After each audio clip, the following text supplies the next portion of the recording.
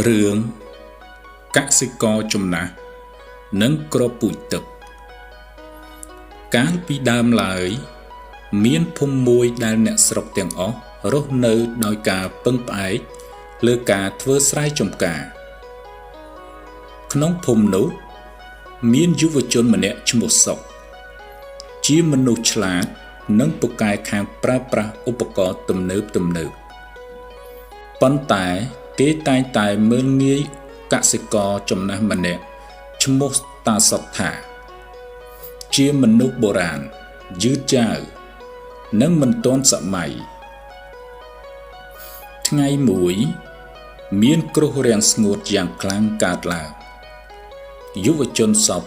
បានប្រើប្រាស់ម៉ាស៊ីនបូមទឹកទំនើបបំផុតប៉ុន្តែមិនយូរប៉ុន្មានទឹកក្នុងស្រះក៏រីងស្ងួតហើយម៉ាស៊ីនក៏ខូចគ្មានអ្នកជួសជុលសុកអង្គុយអស់សង្ឃឹមព្រោះដំណាំរបស់គេចាប់ផ្ដើមក្រៀមស្វិតផ្ទុយទៅវិញសួនបន្លែរបស់តាសុកនៅតែមានពណ៌បៃតងខ្ចីដោយឆ្ងល់ពេកសុកក៏ទៅសួរតាលោកតាតើលោកតាប្រើមន្តអាគមអ្វីខ្ញុំមានទាំងម៉ាស៊ីនទំនើប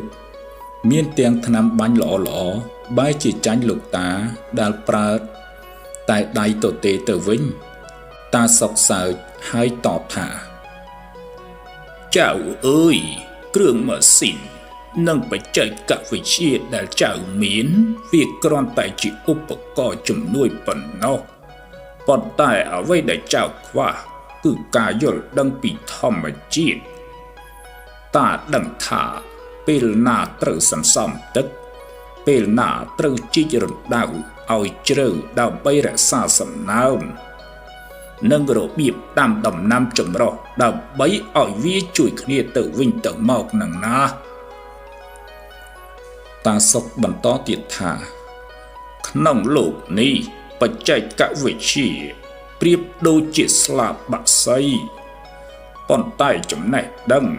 និងសិលធម៌ប្រៀបដូចជាបេះដូងបើមានតែស្លាបតែគ្មានបេះដូងបក្សីនោះក៏មិនអាចហើរទៅមុខបានឆ្ងាយដែរ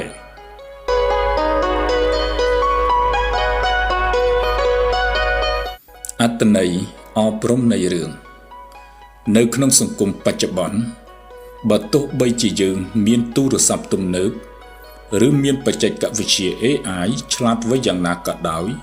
ប្រសិនបើយើងខ្វះចំណេះដឹងមូលដ្ឋាននិងការត្រិះរិះពិចារណានោះយើងនឹងងាយធ្លាក់ក្នុងវិបត្តិ